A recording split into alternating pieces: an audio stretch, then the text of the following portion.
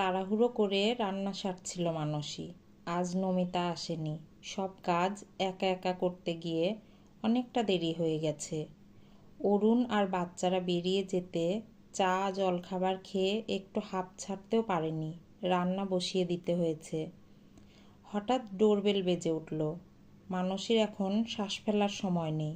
কে এলো বিরক্ত করতে? নিশ্চয় ফেরিওয়ালা হবে।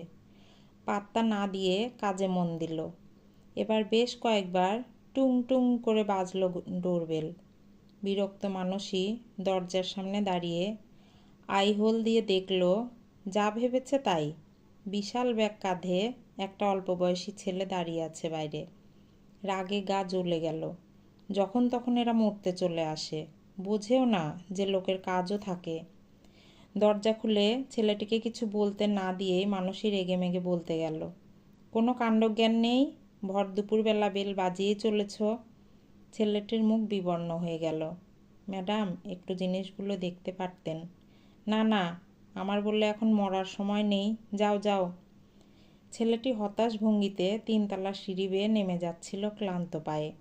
তখনই মানসীর নজর পড়ল ওর ঘরমাক্ত ক্লান্ত মুখটার দিকে। মনে পড়ে গেল ভাইয়ের কথা। বিল্টুরই বয়সী হবে ছেলেটা। আহারে, অন্য কোনো উপায় না পেয়েই তো বেচারা এই প্রচণ্ড রোদ মাথায় নিয়ে দরজায় দরজায় ঘুরছে। মায়ায় মনটা ভিজে গেল। ছেলেটিকে ডাকলো মানসী, এই শুনে যাও। ঘুরে তাকালো ছেলেটি। আমাকে বলছেন?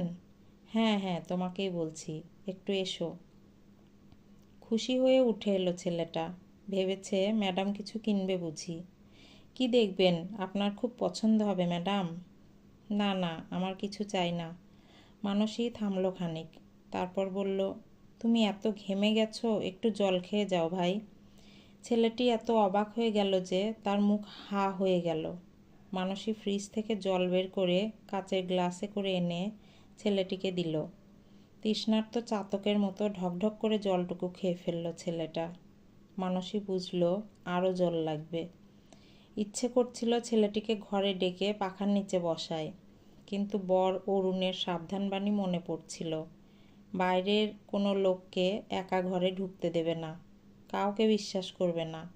প্রতারণা আর মিথ্যার বেসাতি চারধারে। ঠকে যেতে যেতে মানুষ নিষ্ঠুর হয়ে উঠেছে দিন দিন। মানুষই বা ব্যতিক্রম হবে কি করে? ছেলেটিকে দেখে মায়া হলেও সে নিরুপায়।